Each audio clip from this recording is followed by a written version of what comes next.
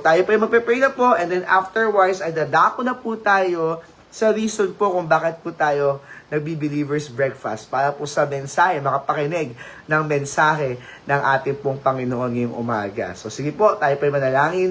Dear Father in heaven, we thank you, Lord, for this morning. Nawa, Panginoon, bigyan po kami ng wisdom at talino, Panginoon. As we study your word, Panginoon, bigyan niyo po ako ng lakas, Panginoon, sa pangangaral po ng inyong salita. Nawa, ikaw po, Panginoon, ang maglapat po, Panginoon, ng mga salita sa aking pong pubig, Panginoon. At lahat po na maaabot po ng ministeryo po na ito, lahat ng mga pakilang mensahe po na ito, Panginoon, nawa maging pagpapala po sa kanila, Panginoon, ang aming po pag-aaral ngayong umaga po na ito. Thank you for everything, Lord. Ingatan niyo po bawat isa po sa amin. Ingatan niyo po ang aming pong mahal na Bishop, Freddy De Vega, na patuloy po nangangaral po ng inyong salita, Panginoon. Bigyan niyo po siya ng lakas, ng wisdom, Panginoon, pati ang kanyang pamilya, Panginoon. Tulungan niyo po sila palagi, Panginoon, at ingatan.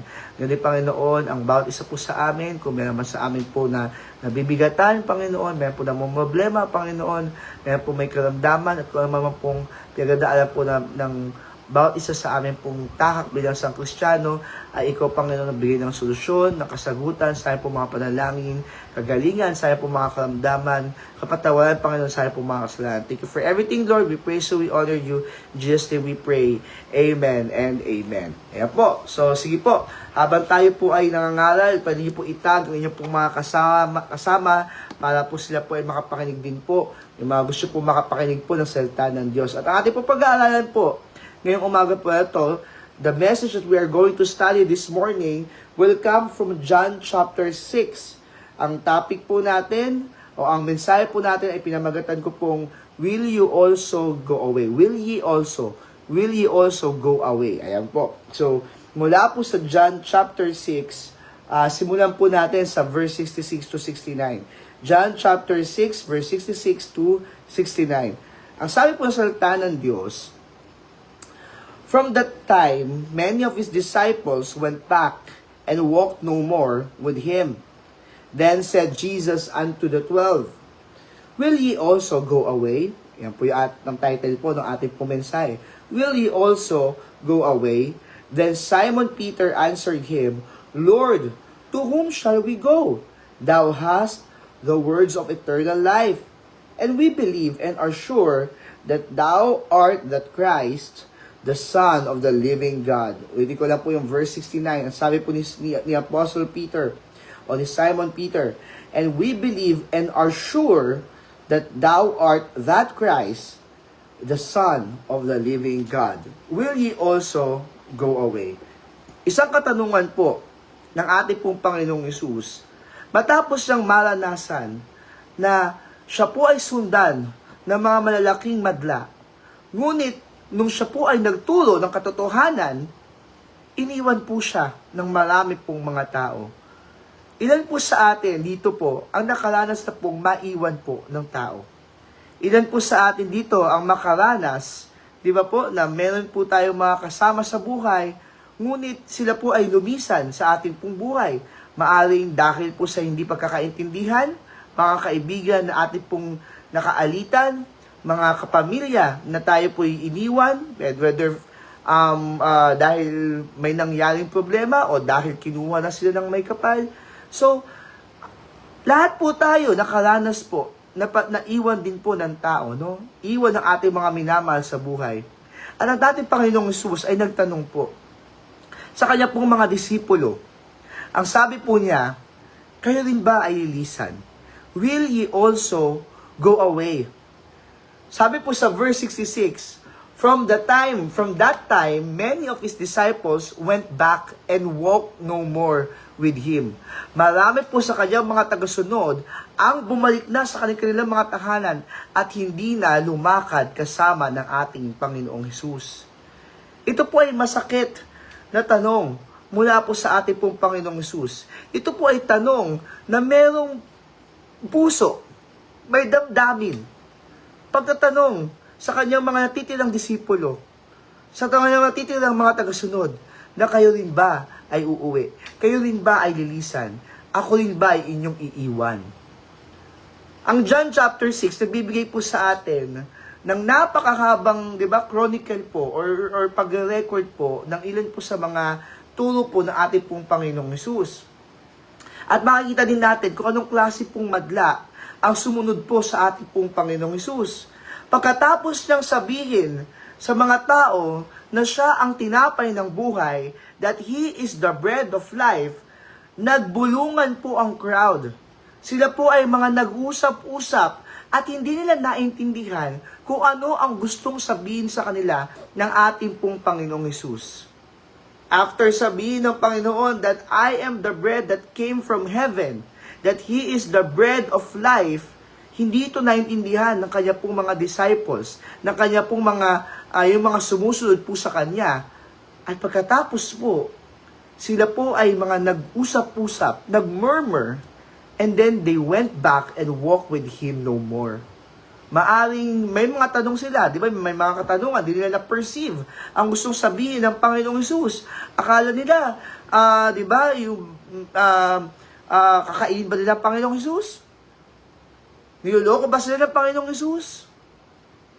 Pinagtitripan ba sila ng Panginoong Hesus? Parang siguro ganun yung mga nasa isip po nila, hindi na naintindihan ang katotohanan na gustong ituro sa kanila ng ating pong tagapagligtas. Kaya dahil hindi nila natutunan, hindi nila narinig ng maayos, hindi nila tinanggap, sila po ay umiwan o lumisan na po sa ating po Panginoong Hesus, nang iwan na po sa ating po Panginoong Hesus. They missed the spiritual meaning of the words of Jesus, na ang salita po ng Panginoong Hesus, they are spirit and life. So, after that crowd of seemingly weak and fake disciples, after they left the Lord Jesus Christ, ito na po yung tanong na ating pong Panginoong Hesus. At maybe, ito rin po yung tanong sa atin ng Panginoong Hesus, will He also go away? Mga kapatid, let us ask ourselves, iiwan ba natin ang Panginoong Hesus? Will we leave the Lord? Will He also go away?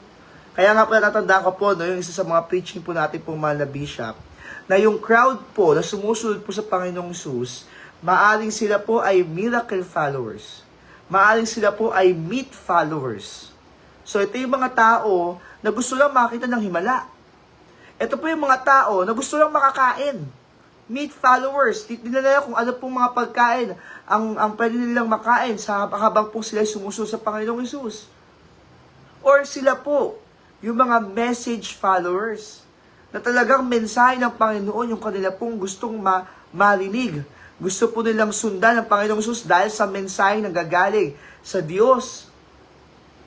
Pero gusto ko nga po idagdag baka sila po ay mga mga seekers ng mistake. Hindi lang po sila seekers of miracle, baka sila yung mga naghahanap lang ng himala, baka seekers of meat, naghahanap lang ng makakain, hindi sila basta seekers of message. Ito po yung magandang attitude po ng mga tagasunod, yung talagang mensahe ang hinahanap. Pero baka seekers of mistakes din sila. Yung mga Pariseo na sumusunod, pero ang totoo naman ay gusto lang makakita na magkamali ang Panginoong Hesus, na nagtatanong sa Panginoong Hesus upang makipagdebate lamang. Baka talagang naghahanap lang sila ng pagkakamali ng ating pong Panginoong Hesus. So, ito po yung klase ng crowd na sumusunod po sa ating pong Panginoon.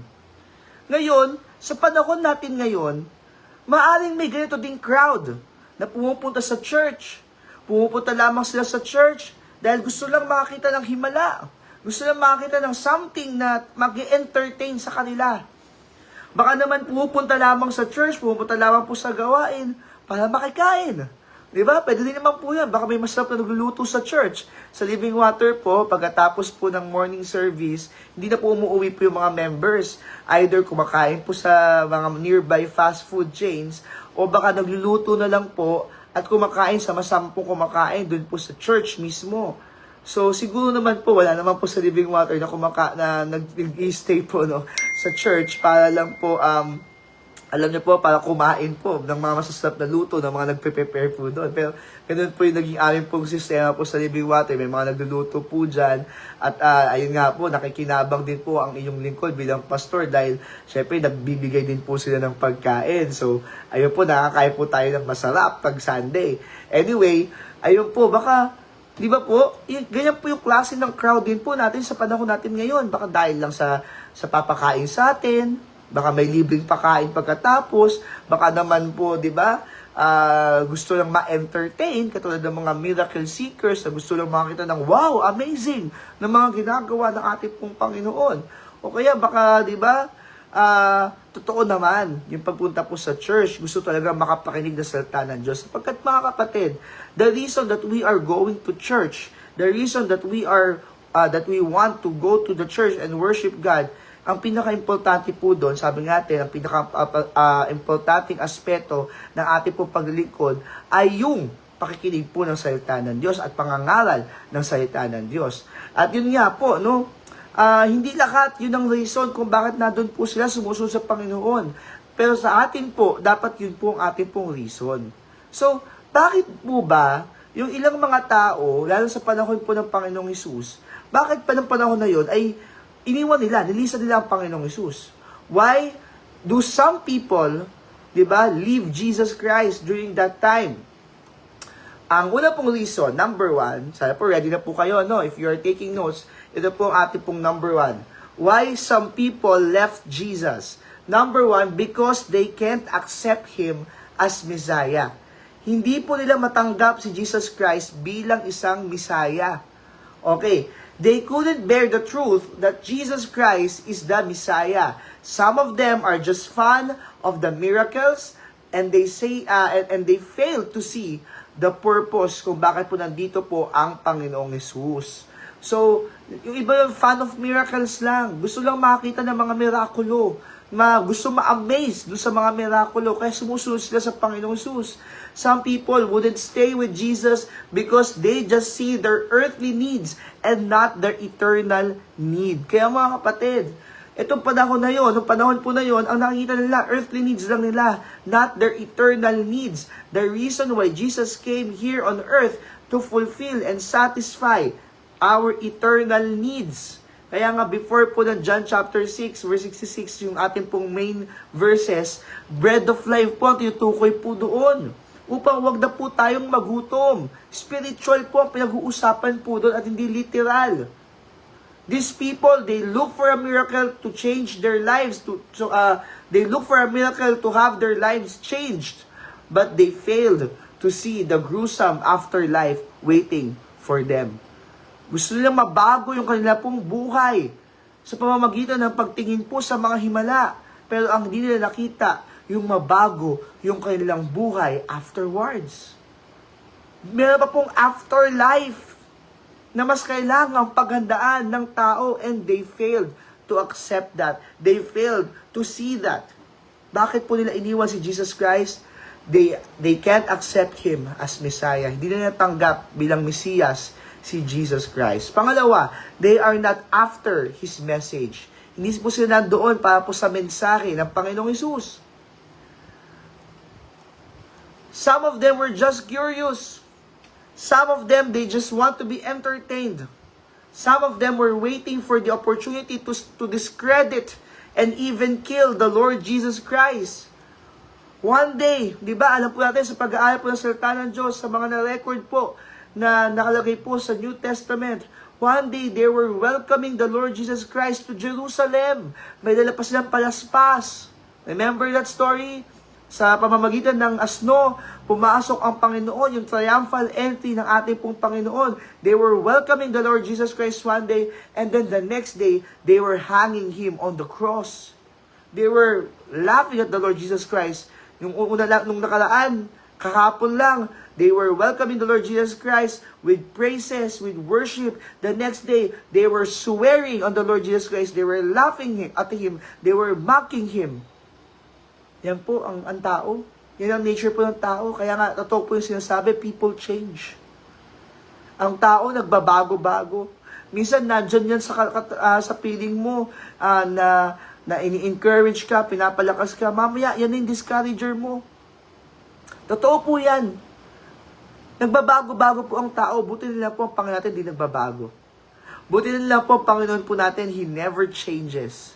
Kung ano po ang Panginoon natin ngayon, ganoon din po ang Panginoon natin bukas at magpakailanman. Yan pong maganda po sa ating po Panginoon. Hindi po siya nagbabago. Even ako po, nagbabago po ako. I can change. But hopefully for the better.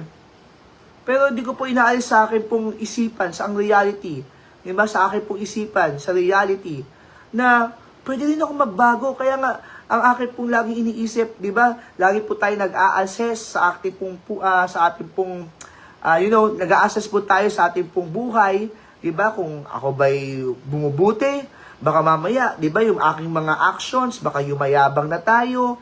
Totoo po yan eh. Kailangan mag-assess po tayo sa ating pong sarili. Sa mga situations po na ginagawa, nangyayari po sa buhay po natin, ano po yung ating pong nagiging mga dealing, handling behavior? Ano po yung nagiging behavior po natin? Ano po yung ating pong nagiging pag-iisip? Baka mamaya, yung mayabang na po tayo. Baka mamaya, di ba, nagkakamali na po tayo. Baka mamaya, hindi natin ina-apply yung ating tinuturo o hindi natin ina-apply ang salita ng Diyos. We have to assess all the time. Kasi baka mamaya po, nagbabago na tayo for the worst. At kita-kita po, sa scenario po ito sa Bible, biglang nagbago yung crowd because of a teaching of the Lord Jesus Christ na hindi nila natanggap o tinanggap. Sa kanila po pagbabago, iniwan nila ang Panginoong Hesus. Kaya yung po ang tanong ng Panginoon, will He also go away? Sabi nung Panginoong Hesus sa mga disipulo o sa mga natirang disipulo, will He also go away? Kaya kapatid, yun din po ang tanong ng Panginoong Hesus. Will He also go away? Pati ba kayo iiwan ng Panginoong Hesus? Kaya nila iniwan ng Panginoong Hesus because they can accept Him as Messiah. Because they are not after His message. And because they are not associated to the Most High. Sa Panginoong Hesus po, importante po ang relasyon. At siya po ang nag-ayos ng relasyon natin sa Diyos Ama. Iniwan po siya ng mga tao sapagkat wala silang totoong relasyon. There is no real connection. Ano po ang tawag doon? Empty following. Empty following lamang po. They fail to have a relationship with the only one who could save them. They failed to have a relationship with the only one who could save them. Kaya nila iniwan ng Panginoong Hesus ng ganun lang kadali. Bakit? Kasi wala na talaga silang relasyon. Hindi sila associated sa Diyos, to the Most High. Kaya nga i-make sure natin, kung tayo po ay associated sa Panginoon, kung may connection po tayo, kung may relasyon po tayo sa Diyos, dapat tayo nang iiwan. Kapatid, kung narinig mo ang mensahe na ito, at nakita mong naiwan mo na yung ministry, naiwan mo na yung church, naiwan mo ng Panginoon, alam natin yung spiritual life po natin, maybe this is the right message for you. At itong mensahe na ito ay kumakatok po sa iyong, sa pintuan po ng iyong puso, at nagsasabing, balik ka na sa Diyos. Huwag mong iwan ang Diyos. Kung anak ka ng Diyos, dapat nasa church ka. Kung anak ka ng Diyos, dapat nasa ministry ka. Kung anak ka ng Diyos, hindi mo iiwan ang Diyos. Sapagkat ang Diyos, hindi tayo iiwan kailanman. Hindi tayo pababayaan kailanman. Kung nagka-problema tayo sa mga churches po natin, nawawag itong maging hadlang para iwan natin ang ating pong Panginoon. Sapagkat hindi tayo naglilingkod sa tao, naglilingkod po tayo sa Diyos. Now, naintindihan ko po, mayroon talagang mga pangyayari sa buhay po natin na talagang ang mangyayari ay iiwan natin ang ating pong home church. Diba? Yung iba po, mapupunta po tayo sa abroad. At salang hahanapin pa rin po natin church. Ang gusto ko lang po sabihin, alam ko po may realities po ang church life din po. May mga realities po yan. May mga, di ba, may mga iba-iba po mga pangyayari din po yan. Pero importante po, huwag po natin iwan ng Panginoon. At sa pag-iwan natin, sa idea po ng hindi pag-iwan sa Panginoon, dapat nasa church po tayo. Dapat naglilingkod po tayo sa Panginoon. Dapat pinapakita po natin yung pagmamahal po natin sa Panginoon. O kaya this Sunday, kapatid, this Wednesday, kung narinig mo mensahe na ito, huwag mo iwan ng Panginoon. Be after His message. Accept Him as Lord and Savior, di ba? Kung talagang save ka naman, patuloy mo ipakita na siya ang Panginoon ng buhay mo. Kung talagang anak tayo ng Diyos, ipakita natin association natin sa Diyos, sa pamamagitan ng pagpunta po natin sa church, sa paglilingkod natin sa Kanya. O kaya this Wednesday prayer meeting, no? O kung narinig mo ito, kung prayer meeting, pag Sunday, nawala sa church po tayo, kapatid. Bakit po wag natin dapat iwan ang Panginoong Hesus? So kanina sinabi natin, bakit iniwan ang Panginoong Hesus? Ito po yung mga reasons. Pero bakit naman dapat wag nating iwan ang Panginoong Hesus? Yung kanina, sabi natin, because Jesus Christ told them about a certain truth of Him being the bread of life, iniwan siya ng crowd. Now, ang sagot ni Apostle Paul o ng disipulo na si Simon Peter, the Apostle Paul, Simon Peter, yung sagot ni Simon Peter, ang pwede nating tignan naman po kung bakit wag nating iwan dapat ang Panginoong Hesus. Basahin po natin ulit, no? Ano po ang sabi po ni Simon Peter? Nung tinanong po ni Jesus Christ, will ye also go away? Ang sabi po ni Simon Peter, Lord, to whom shall we go? Saan po kami pupunta? Kanino po kami pupunta? Thou hast the words of eternal life.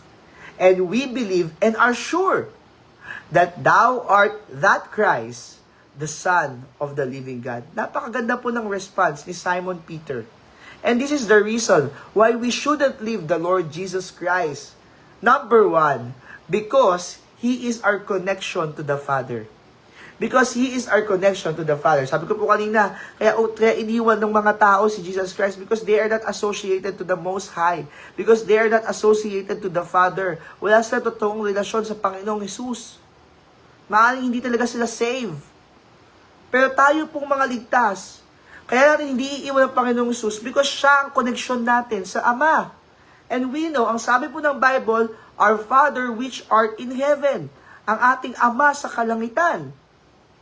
So, tama po yung sagot ni Simon Peter when he told Jesus that they couldn't go anywhere but to Him because He is the Christ, the Son of the living God. Isa sa rason kung bakit wag natin iwan ang Panginoong Hesus dapat sapagkat siya ang anak ng Diyos. Knowing that Jesus is the Son of God, knowing that He is our connection to the Father, we should acknowledge His power, we should acknowledge His presence, and we should acknowledge His provisions in our lives. Kaya pala wag mo iiwan ng Panginoong Hesus. Bakit? Siya yung connection natin sa kalangitan. Siya ang connection natin sa Diyos Ama. Sa pag-iwan natin sa Panginoong Hesus, parang iniiwan natin. Parang hindi natin na-acknowledge. Parang dinidisregard po natin yung kanyang pong kapangyarihan, yung kanyang presensya sa buhay natin, at yung provisions po sa ating pong mga buhay. Ang sabi po sa 1 Timothy chapter 2 verse 5, For there is one God and one mediator between God and men, the man, Christ Jesus. Siya yung connection natin. Sabi ng Romans chapter 3, For all have sinned and come short of the glory of God. Dahil tayong lahat ay nagkasala, hindi tayo nakaabot sa kaluwalhatian ng Diyos. Kaya kinailangan po ng isang mediator, at yan po ang ating pong Panginoong Hesus, upang magkaroon tayo ng connection muli, ng relasyon sa ating pong Diyos. He is the mediator between God and men. John chapter 14 verse 6, ang sabi po ni Jesus Christ, I am the way, the truth, and the life. No man cometh to the Father, but by me. Hindi po tayo makakapaloon sa Ama kung hindi sa pamamagitan ng ating pong Panginoong Hesus. Kaya wag mong iwan ng Panginoong Hesus. Bakit? He is our connection to the Father. Kaya nga pag tayo po yan nanalangin, ano pong dulo po natin? In Jesus' name we pray. So, kailangan natin ng Panginoong Hesus. We need the Lord every hour. We need the Lord every minute. Lagi po natin kailangan ang ating pong Panginoong Hesus. Kaya wag po natin iiwanan ang ating pong Panginoon. Minsan, dahil po sa ating pong mga bisyo, di ba? Dahil po sa ating pong mga kasalanan, dahil po sa ating pong katamaran, hindi natin alam na iiwan natin ang Panginoong Hesus. It's about time for us when you hear this message. Kung tuloy pa ikaw sa iyong bisyo, tuloy ka pa rin sa iyong mga ginagawang kasamaan, iwan mo na yan. At sumunod tayong patuloy sa ating pong Panginoon. Bakit? Dahil siya ang ating pong connection sa Ama. Siya ang ating pong connection sa Diyos. He is our mediator. And He is the Son of God. Pangalawa po, hindi lang dahil siya po yung ating pong connection sa Ama, kaya po dapat tayo magstay sa ating po Panginoong Hesus because He is the Christ. He is the Christ. Ang ibig sabihin po ng Christ sa Griego ay anointed one. Pag sinabi pong Christ, Anointed One. Kaya Jesus, the Anointed One. Yan po ay translation ng Hebrew word na Messiah. Ang ibig sabihin po ng Messiah, one who is anointed. Kaya pag sinabi pong Jesus Christ, Jesus the Messiah ang ibig sabihin po nun. Sapagkat nung time po nila Jesus Christ, no, yung time po ng New Testament, ang common language o ang business language o tinatawag pong lingua franca, yung business language po that time ay Greek o yung Koine Greek. Yan po ang kanila pong salita noong panahon na yon. Yan po ang reason kung bakit po ang Old Testament na isulat po sa Hebreo at ang New Testament na isulat man po sa Griego. No? So ang New Testament is sinulat sa Greek because the common business language or the common language, the business language during that time, nung buhay pa po ang Panginoong Jesus dito po sa lupa, ay Greek po. No, nandito pa po ang Panginoong Jesus dito po sa lupa. Greek po ang kanila pong ginagamit po ng language. So, yung Messiah, Hebrew po yun. Okay, Hebrew.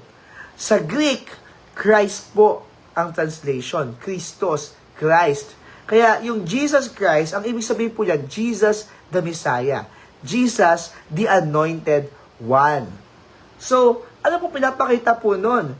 Because Jesus has the words of eternal life, He gives eternal life. Ang sabi po ni Apostle Peter, no, ni Simon Peter, thou hast the words of life, no? Thou hast the words of eternal life. Yan po ang sabi po ni Peter. Saan kami pupunta, Panginoon? Kanino kami pupunta, Panginoon? Nasa iyo ang salita ng eternal life, no, ng buhay na walang hanggan. Yan po ang sinasabi. Pinapakita po dito ni Apostle Peter na naniniwala siya na si Jesus ang Christ. Kaya po Jesus Christ, siya po ang Messiah. Siya po ang tagapagligtas. Sabi po sa Luke chapter 4 verse 40 to 41. Ayan po, tingnan niyo po ito mga kapatid ha. Even the devils, they believe, hindi na po si Simon Peter ang naniniwala na si Jesus Christ ang Messiah.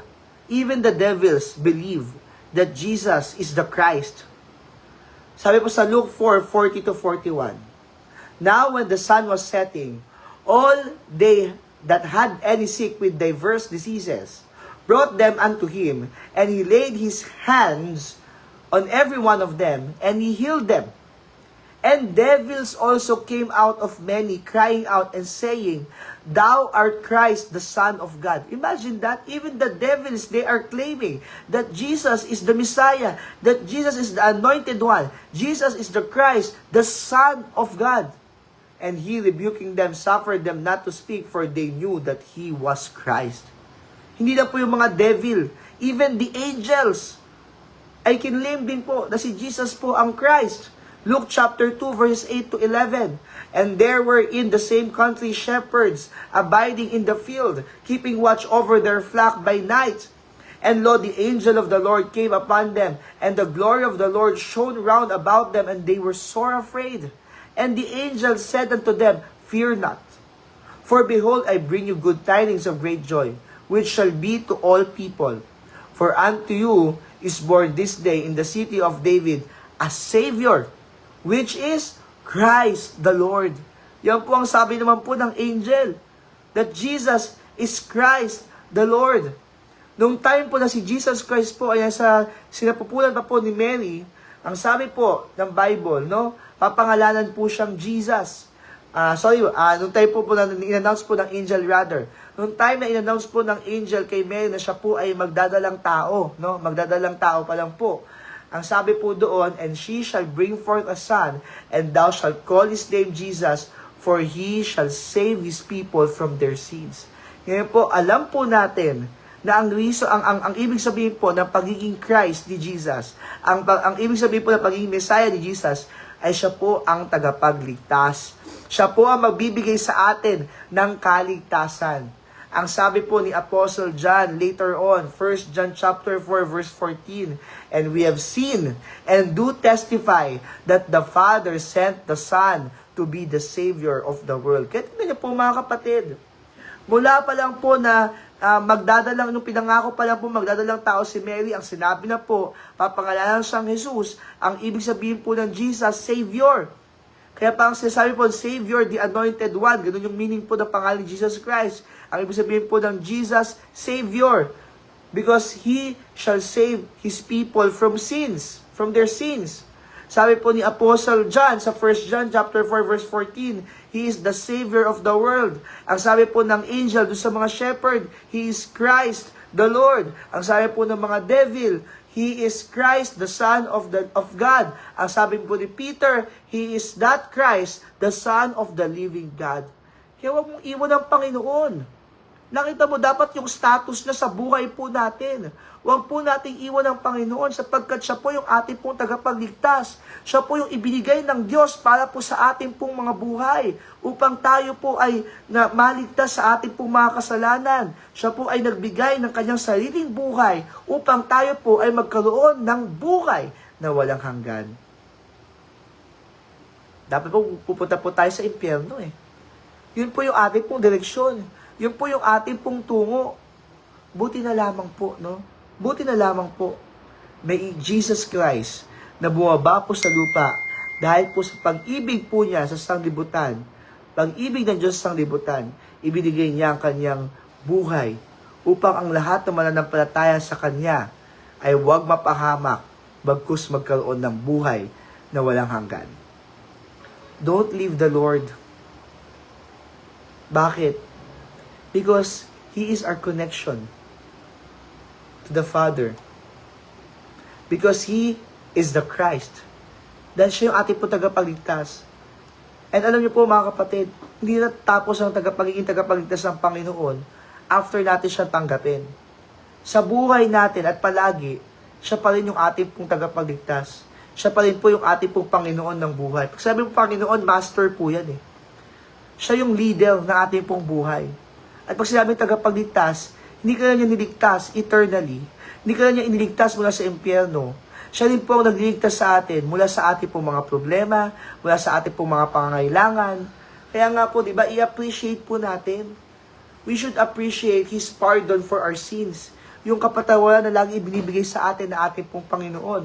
We should appreciate His promises for our security. May mga pangako sa atin ng Panginoon na Kanya pong tinutupad upang tayo po ay palaging maging, di ba, maging ligtas, or ibig sabihin, maging secured. And we should thank Him and appreciate Him for our perfect salvation. Yung salvation natin na walang butas. Yung salvation po natin na kahit nagkakasala tayo, hindi nawawala. Once saved, always saved. Kaya mga kapatid, kung iiwan mo ang Panginoon, kung gagawin mo yung gusto mo sa buhay mo, kung gagawin mo yung, di ba, yung ibig ko sabihin, sisirain mo yung buhay mo, i-waste mo yung life mo sa gusto mong paraan. Uubusin mo ang buhay mo sa kung ano lang gusto ng mundo para sa'yo o ng katawan mo. Isipin mo naman na nagpakahirap ang Panginoon para sa'yo. Para lang sa ganyang klase ng buhay.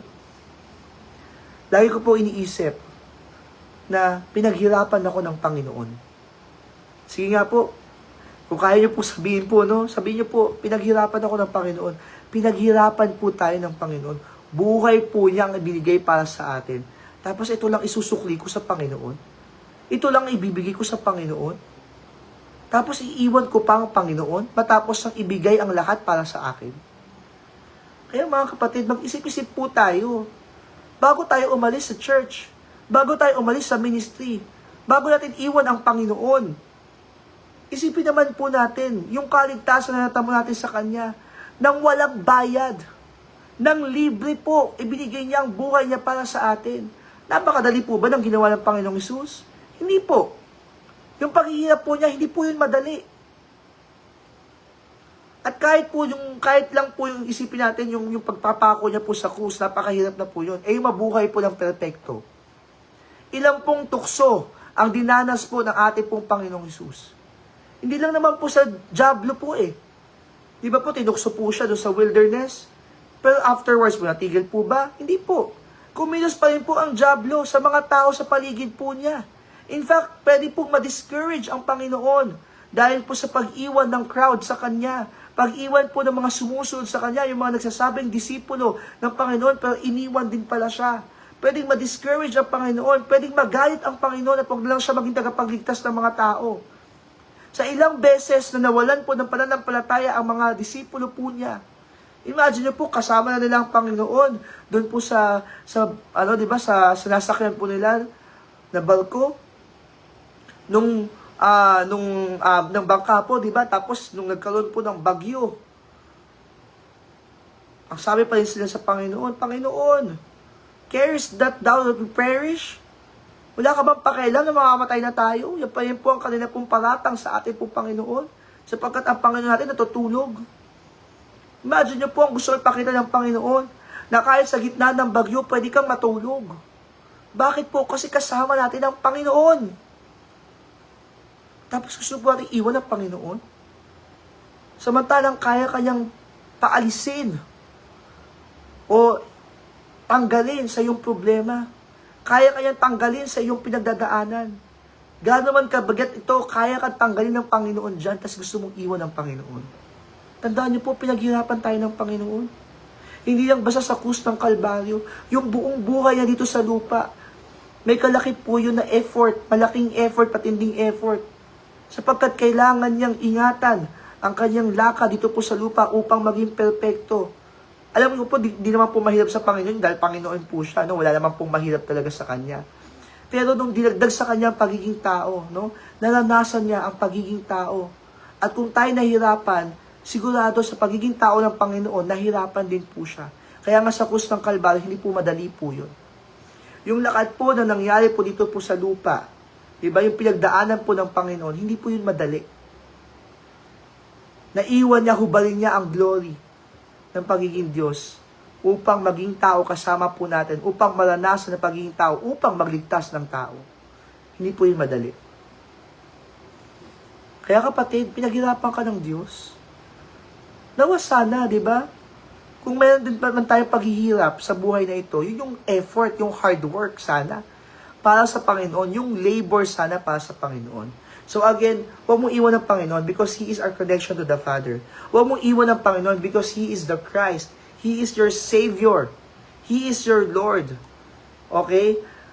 Huwag mong iwan ng Panginoon. Last, because He is our counselor. He is our counselor.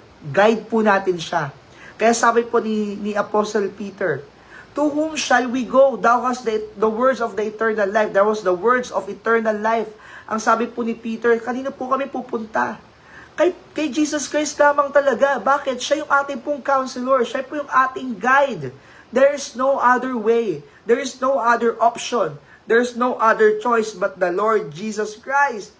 If you want to have the words of eternal life, there is no other option. Only the Lord Jesus Christ. If you want to know the way to heaven, there is no other way. Only the Lord Jesus Christ. Bilang mga Kristiyano, huwag nating iwan yung protection ni Jesus.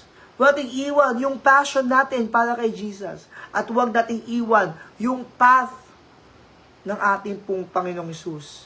As sabi po sa Isaiah chapter 9 verse 6, for unto us a child is born, unto us a son is given, and the government shall be upon his shoulder, and his name shall be called Wonderful. At ito po sinabi, Counselor, Guide, the mighty God, the everlasting Father, the Prince of Peace.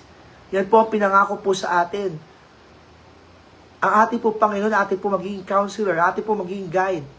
At alam niyo po ba, yan po sinabi mismo ni Jesus Christ, na siya po ang ating pong pastol. He is the good shepherd. Sabi po sa John chapter 10, verse 27 and 28 na lang po, babasahin po natin. My sheep hear my voice, and I know them, and they follow me. And I give unto them eternal life, and they shall never perish, neither shall any man pluck them out of my hand. So, tingnan po natin mga kapatid, na kaya pala huwag natin iiwan ng Panginoon because He is our good shepherd. He is our guide. At ang sabi doon ni Jesus Christ, my sheep hear my voice, and I know them, and they follow me. We should always follow the Lord Jesus Christ because He is our guide. He is our counselor. He is our shepherd. He is the good shepherd. Kaya wag po natin iwan ang proteksyon ng Panginoon. Dahil kung tayo po ay nasa pangangalaga ng Panginoon, ibig sabihin, nandun po yung proteksyon ng ating pong shepherd. Kaya pag umalis ka sa kalooban ng Panginoon, tinatanggal mo yung proteksyon ng Diyos sa buhay mo. Parang ginawa mong free na kumilos sa'yo ang dyablo. Parang ginagawa mong free na ikaw po ay malukob ng sanlibutan. Kaya po natin iwan ang proteksyon ng Panginoon. Saan po yan? Sa church po yun. Kapag tayo po ay nasa church, nandun po yung, di ba, yung spiritual protection po para sa atin. Outside the will of God, there's no protection, mga kapatid. Only inside the will of God, tayo meron pong proteksyon. Don't go outside the will of God, mga kapatid. O po natin iwan po yung pagmamahal natin sa Panginoon. Sapagkat mahal na mahal po tayo ng Panginoon, inaalagaan po tayo ng Panginoon. In fact, kapag nawala po tayo, hinahanap pa rin po tayo ng Panginoon. At kung ikaw ay nawawala na po, no? Baka for sure, hinahanap ka ng Panginoon, magpahanap ka na. Ibig ko sabihin, bumalik ka na. Kumakatok lagi ang Panginoon sa pintuan ng iyong puso. Gusto niya makipag-fellowship sa iyo. Gusto niya ibalik ka sa kanyang kalooban. Gusto kanyang magamit muli, kapatid. Kaya buksan natin ang ating pong mga puso. Papasukin natin siya at makipag-fellowship tayo muli sa ating pong Panginoon. Kung tayo po nagbabackslide na po, hindi po yan kalooban ng Panginoon sa isang Kristiyano. Balik na po ulit tayo sa kalooban po ng Panginoon.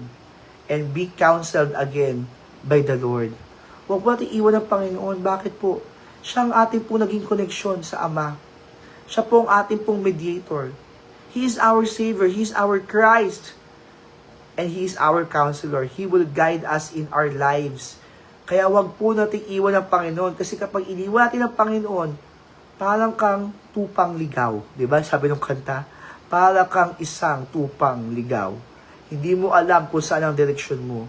Hindi mo alam kung saan ka pupunta. Ang sabi po ni Peter, saan kami pupunta? Totoo po yun. Outside the will of the Lord Jesus Christ, outside the presence of the Lord Jesus Christ, we don't have a real direction.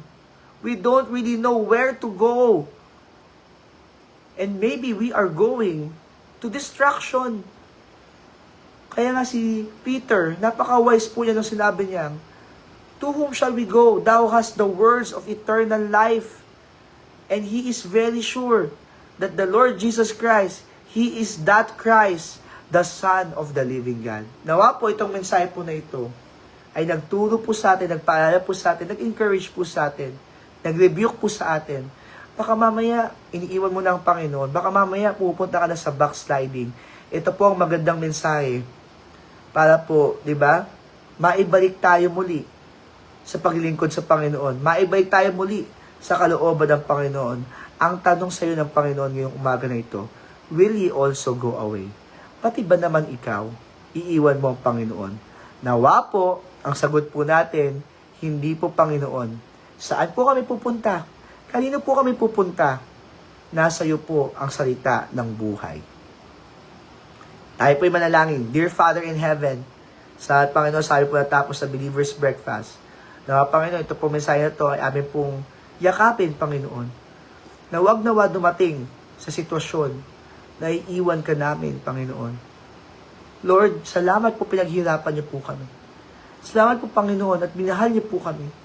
Salamat, Panginoon, at binigay niyo po sa amin ang lahat. Ang buhay na maganda, Panginoon. Nawa, Panginoon, maging wise po kami at wag po namin iwan po ito. Ang buhay na pinagpala na nasa kalooban niyo po. Ang buhay na kagamit-gamit. Ang buhay na may totoong kapayapaan at kaligayahan.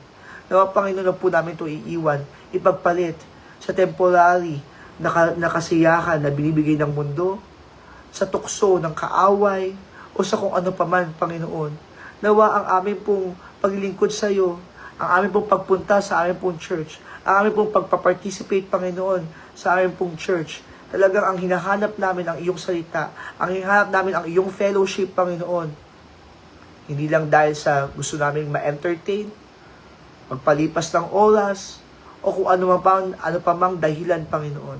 Sana sa aming pong puso, totoo po, na talagang kami po ay gustong maglingkod sa iyo, gustong makapakinig pa po na marami pa po mga mensahe mula po sa inyong salita at lumago po sa aming pong spiritual na buhay. Panginoon, we don't want to leave you because we want to be connected to you. Always. We don't want to lose the connection. Alam ko, Panginoon, di nawawala ang kaligtasan.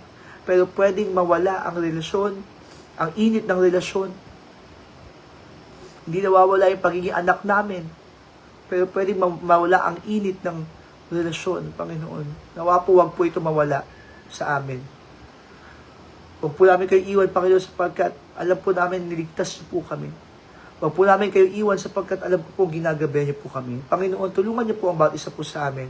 Kung meron man dito, Panginoon, ay nasa backsliding na po, nawa ang mensahe po na ito ang nagpaalala sa Kanya at magbalik sa Kanya muli sa paglilingkod. Tulungan niyo po kami, Panginoon. Biyaya lamang niyo, Panginoon, at awa ang nagpapakilos po sa amin. Thank you for everything, Lord. We praise you, we honor you. In Jesus' name we pray. Amen and amen.